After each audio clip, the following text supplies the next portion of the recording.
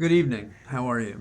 Well, the heat is oppressive today, and so against my youngish judgment to sally forth in the 97-degree temperature with oppressive humidity, I've decided to do a sit and talk.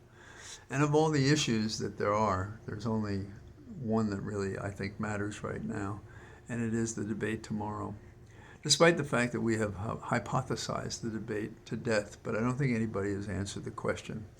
And I'll be brief because I think it's a fairly simple exercise in this way.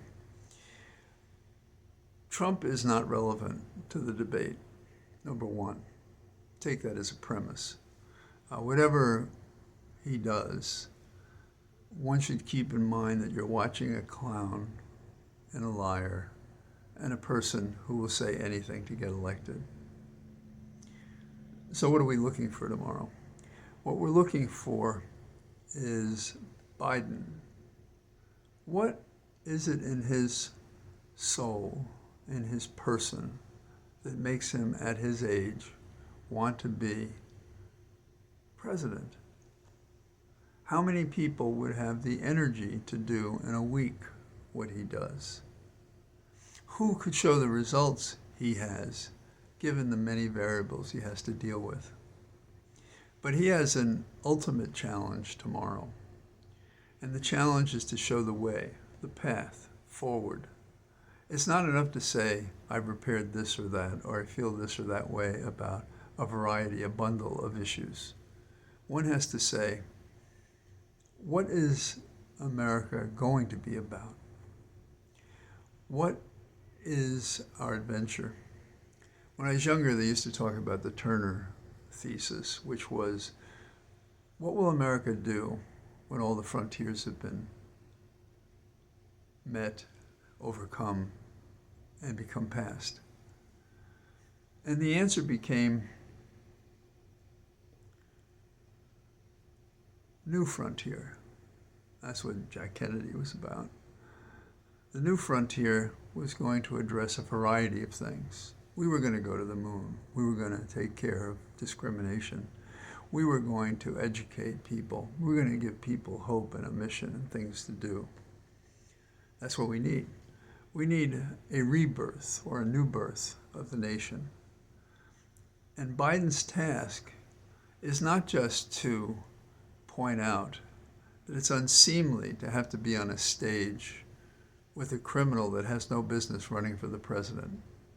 What he has to point out is how, through his experience, through his legitimate wisdom, through the fights that he's had, what he's been able to achieve, where we go from here and how.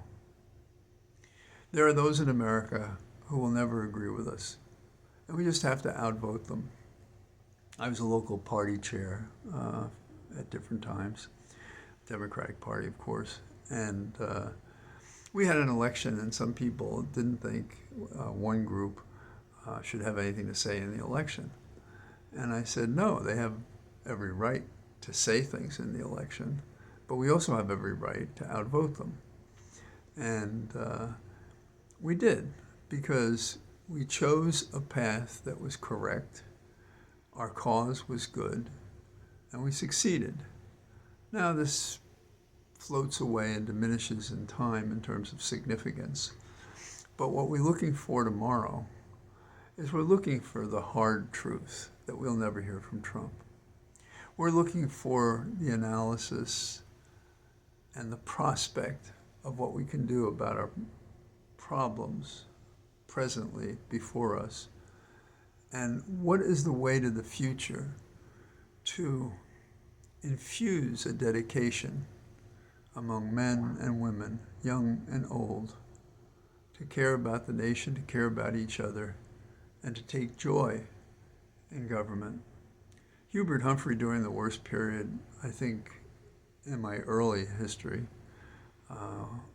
spoke about being a happy warrior at a period of time when they had killed JFK, Martin Luther King, Bobby Kennedy. Discrimination was rampant. And he had been appointed by no less than LBJ, whom we felt was responsible for lies told and risks made about the war in Vietnam. But he was a happy warrior. And by the end of the election, he had, I think, made his case, but he ran out of time, and Nixon became our president. We can't have that happen with Trump. We have to be very careful that the time doesn't run out, that the polling is now pulling even, and these are snapshots. They don't tell us what's going to happen in November. But we have to listen carefully to what may become our talking points from here to November, and may become our guide for what this nation can be. And if it's not that, then why bother with it? My grandfather had a strong view about politics. And in fact, the evening he died, he'd come back from a Democratic Party meeting, and his candidate had failed. So was that risk to him worth it? He was an older man, he was in his 70s, but he cared about something. Something mattered to him. In the drama,